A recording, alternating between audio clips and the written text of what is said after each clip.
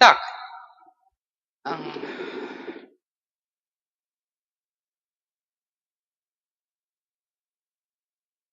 Я вот даже не знаю, выберите вы вопрос, Павел. Какие лучше? Какой вам больше всего интересен? Вот здесь. Давайте тоже вопрос интересный. Да. Вопрос к конкретному, наверное, да. человеку будет. Возможно, кто-то добавит. Есть вопрос к Аруну, но прежде чем я его задам, маленькая ремарка. Буквально вчера был большой семинар, на котором я не присутствовал, но получил информацию. Семинар от предприятий, которые хранят большие объемы научно-технической документации. И там один из вопросов звучал следующим образом, точнее нет, не вопрос, тезис. Микрофильмирование – это архаика или неизбежность? И в этом связи вопрос, есть ли будущее у микрографии и в какой форме она будет использоваться, то есть аналоговое, то есть непосредственное фотографирование или электронно-цифровая микрография?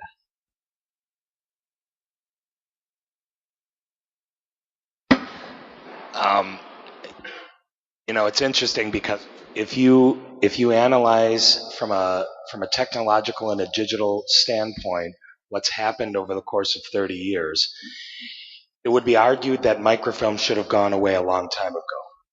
There is in my opinion, there is one very specific, unique reason why microfilm has not gone away, and that is that it is able to be brought back because we can read it. We need light, we need magnification, and we need eyes. We don't need any massive profitable company that needs to provide us this information back. I think that fact is the reason why it's gone on. Now, I can tell you in the United States, there are 2 states that have decided to stop microfilming and have taken it off of their law books. Both of those states have attempted to digitally preserve and to keep their records electronically. Both of those states have lost records and have failed and have, let's say, gone back to the drawing board. There is no 99% effectiveness in our business. We need to be 100% when we're talking about critical documents, birth records, death records, marriage records. You're talking about the history of humans. And whenever I think of a document, I always try and think of documents like my own personal records. When I make a decision about them, how I'm going to store them, how would I store my children's birth records? How would I store the most important records to me? And as I said, we have these states that have gone back to the drawing board and have referred to this technology as really old and archaic, and why would we still be using that? I always liken it back to the first microfilms that we found. These are from the Crimean War. Those microforms are still being read. You can still read those microforms today.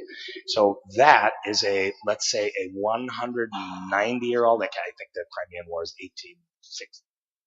But this is a 140-year archive that can be proven. So when you ask if there's a future in it, I mean, I think there is a reliance on it, at least in my country. Mistakes are made, digital records are lost, systems collapse.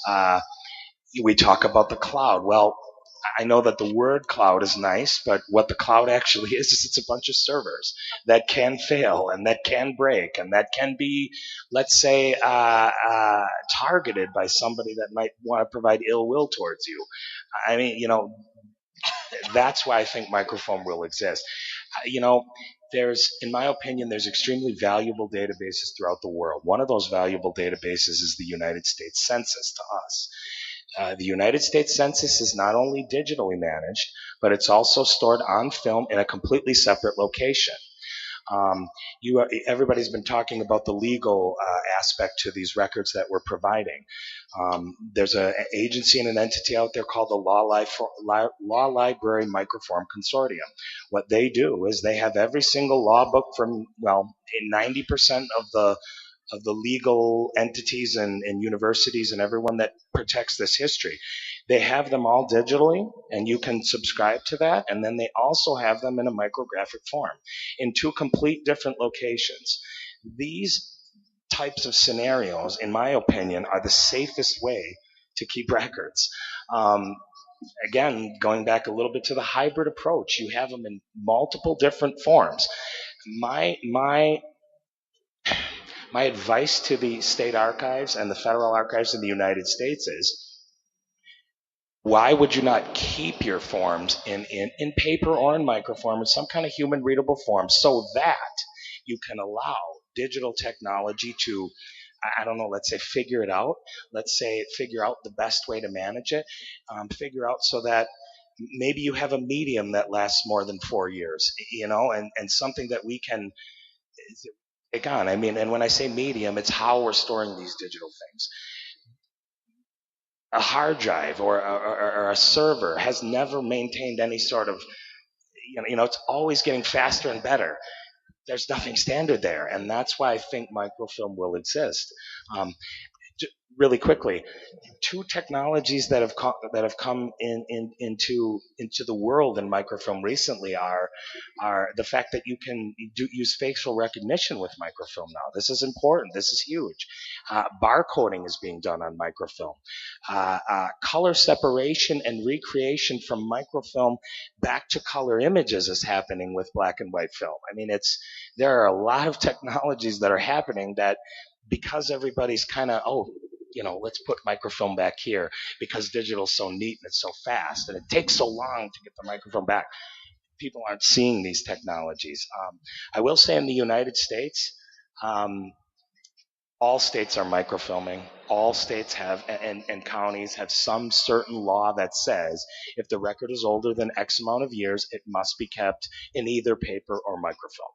So to me, it's a very unique thing that has to be considered. If you actually want to take your archive seriously and your records are important to you, I feel like that right now is the only thing I know of in history that has an intelligence.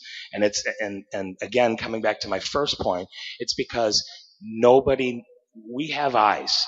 We have the sun, we have magnification. Nobody controls those standards. We can always get our own information back from a medium like that. Спасибо за развернутый ответ, но я хотела бы прокомментировать. Давайте. There is at least one company in the world that use microfilm for storing digital information. They store bits and bytes on microfilm. So in my opinion, the real question in this is not if we use the microfilm, but how reliable are the intermediation devices, because what we really want to achieve is to store information in high density on a carrier that needs not to be mediated when reading. And from this point of view, the first problem is if there will be enough companies to manufacture microfilms. First of all, the film themselves as a carrier, but then if somebody will invent at a given moment a sort of durable carrier that allow us to read the information without any device, then will be a perfect alternative to microfilm. But I think the real problem is the reliability of intermediation devices, because as you said, the software obsolete, hardware obsolete, so no information at all. I would like to add something to this. Going back to the hybrid environment, there are lots of records, enormous quantities of records that by law we must keep for a very long time, but nobody ever consults or looks for.